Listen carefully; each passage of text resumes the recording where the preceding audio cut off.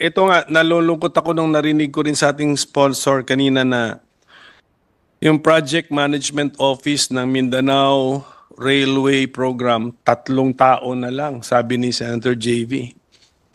Before the Duterte administration, alam ko yan, 2 tao yan. I think nasa Cebu pa ata. Oh, hindi siya, wala nga sila sa Mindanao, nasa Cebu lang yata sila. Pagdating ng Duterte administration, headline yan eh. Headline project yan eh. Mindanao Railway. Flagship project yan eh. And then after the Duterte administration, 3 tao na lang. So, how come ganyan tayo mag-decide parang naligo lang tayo, naisipan natin, paglabas natin sa shower, sabihan natin, gawa tayo ng railway, tapos naligo naman yung new leader, paglabas niya, sabihin niya, hindi, ayaw na natin. Ganon? Is that how we decide?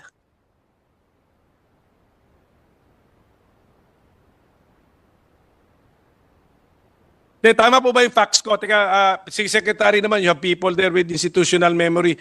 Tama ba yung facts ko? Yung Project Management Office ng Mindanao Railway, before Duterte administration, 2 tao. Tama? Ngayon, 3 tao. Facts yan. In between, during the Duterte administration, lumaki yan. Of course, dahil naging flagship project yan eh. And then it's that easily abandoned. Your Honor, Mr. President, because you are correct, no, that during the Duterte administration, it was, tama kayo na-announce na talagang Mindanao Railway Project will be a flagship project, no, of yung, ano nga ba yun, yung flagship project nila ng Duterte administration, yung kanyang infrastructure. Bagong Tudigos naman. That's the first phase, Your Honor, Mr. President. Before the Duterte administration, yung Project Management Office sa 2 tao, ano yun, Iligan to Cagayan de Oro yun. Ang focus nun. Oh. Yes, Your Honor. But unfortunately, when at the onset of the new administration, we withdrew the loan application because hindi po nagkasundo with the Exim Bank ba, no? DOF and China Exim Bank had a disagreement. So we withdrew the loan application.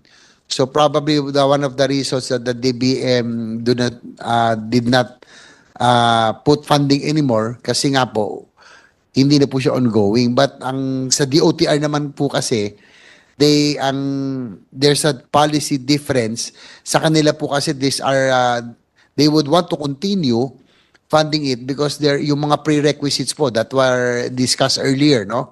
Yung pong land acquisition, utilities, relocation has to continue. So that because for example, the Mindanao Railway project is a NEDA approved project. This will happen later on. But we're hoping that the DOTR is hoping that the Mindanao Railway project will still be funded para po yung mga prerequisites will be taken care of so that when the project commences in the future, at least po hindi na maulit yung mga same mistakes that we are encountering now with the NSCR and the Metro Manila Subway project. Okay, so the Mindanao Railway project is still part of the rail transport program. And yes, Your Honor. And then when you planned your budget, what is the amount that you gave to the project? So Mindanao Railway project under a program siya. So magkano po? Your Honor, Mr. President, the DOTR is requesting 5.4 billion, Your Honor.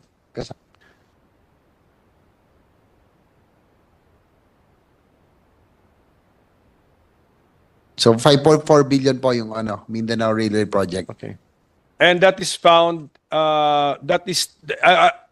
if we now examine the committee report, that's in the programmed. Zero po siya lahat. It's not in the NEP, it's not in the GAB. So it's zero, Your Honor, Mr. President. So But they okay, requested. nasa budget request nyo. Okay, wala sa NEP. Okay. Apo. So kaya nga kunyari, okay. So that we will understand. Therefore, what does that mean, Secretary? That if an administration gives it a zero budget, is the project abandoned? Not necessarily. It's on hold, Your Honor, Mr. President. On hold. Okay. Because it's the Okay. NEDA approved project, so But definitely, we have incurred expenses pursuant to that project. So pwede nating, yung mga ganyan, yung mga projects on hold, siguro si Senator Joel Villanueva will have to also track the expenses for projects on hold. Idagdag yun sa commitment fees. Sige, can we have an example? Example na lang natin. Yung Mindanao Railway Project, how much have we spent for it so far? Sige, kahit yung Tagum to Digos lang, yung portion na yon. Example lang para malaman ng ating mga kababayan. while they are looking for the total figures, Your Honor, yung pong Mindanao Railway System Project, yung pong Phase 1, yung pong Tagum to Digos, they have already spent some funds already for the right-of-way acquisition, Yes, acquisition of land. Yeah. They have downloaded some funds to the LGUs, no? For the land acquisition, right?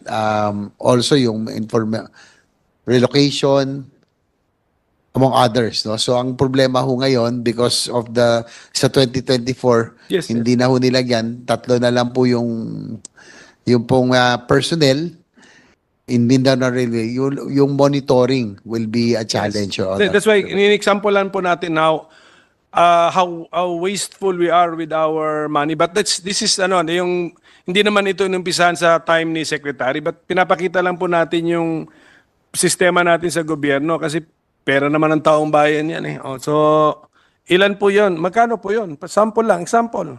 Applyan natin.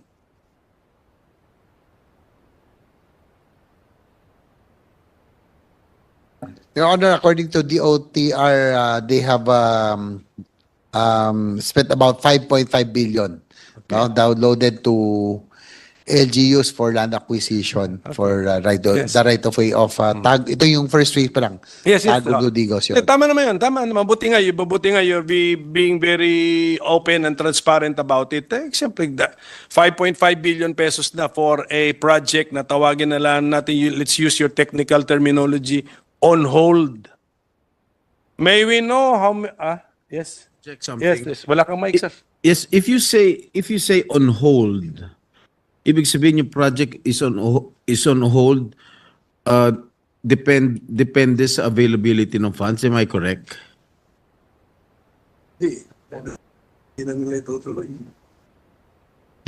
project will be put on hold until the availability of funds. Am I correct?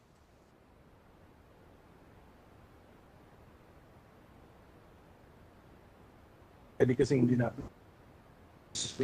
is correct, Mr. President, that according to DOTR, additional preparatory works, no, prior to the loan agreement, if ever it pushes through, are not being done because of the lack of funding. In this case, for 2025, Your Honor, Mr. President, yung kanila pong 5.4 billion, yung sa NEP po is zero. So talagang on hold po ito. So paano yun kung wala nang mga funds na darating? So anong magiging nung structure na yun? Magiging white elephant? Kung wala na halimbawa ng pondo dumating, what will happen to the structure that has been started?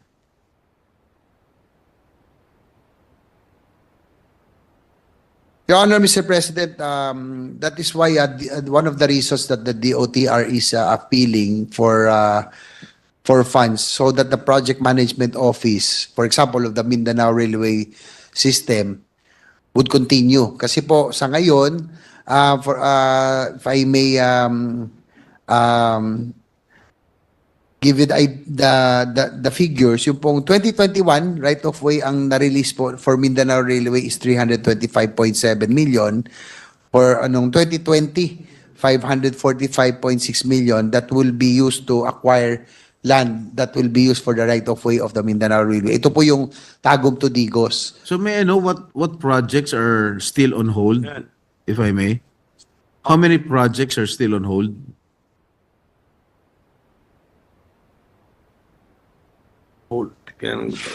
With the indulgence of the minority leader. That was my next question. Your Honor, mostly the railway projects. No? Ito pong Mindanao Railway System, and we can already also consider South Long Haul.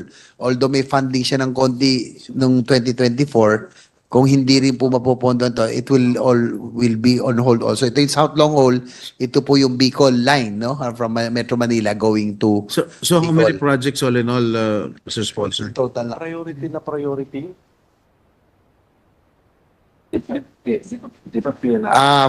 Apat po, Your Honor, Mr. President. Sa tatlong railway, Mindanao Railway, South Long Haul, ito po yung Bicol, and MRT4, ito po yung MRT going to Rizal, no? Ito po yung papuntan Rizal, Taytay Rizal, and isama na rin po yung New Dumaguete Airport project, no? Which received zero Are allocation. these foreign funded projects? Yes, Your Honor, Mr. President. So kung hindi nagbigay, ang hinihintay natin pondo galing sa labas, so the project will not push through. Your Honor, Mr. President, ito po yung magiging consequences, no? If actual requirements will not be given to these aforementioned projects, no? Delay on project preparation, such as procurement of ito pong yung right of way, yung pong land acquisition, yung pong relocation, yung pong pag-ano sa contractor, no? Yung engagement of the contractor, and start of construction itself. So all of this will experience delays, Your Honor, Mr. President. Thank you, Mr. Sponsor. Minority Leader. Thank you, Mr. President. Yun yung next question ko, mabuti. At saka thank you for being really, anong tawag mo doon, upfront with us, DOTR. At least apat. We can say that not less than 4 major projects infra projects are on hold. Okay. Sige. Yes, that's Okay correct. po. 3 railway and 1 airport, Your Honor. Isa is a light railway, yung MRT. MRT4, yung po metro, going to Rizal. Rizal line po ito. Rizal line. Which is unfortunate kasi to quote the President, I think President Marcos announced a railway renaissance. Tama ba, Secretary? Do you confirm that? Did he say that? Minapa-double check ko that. Did he say it? Yes, Your Honor, that's correct. There will be a railway renaissance.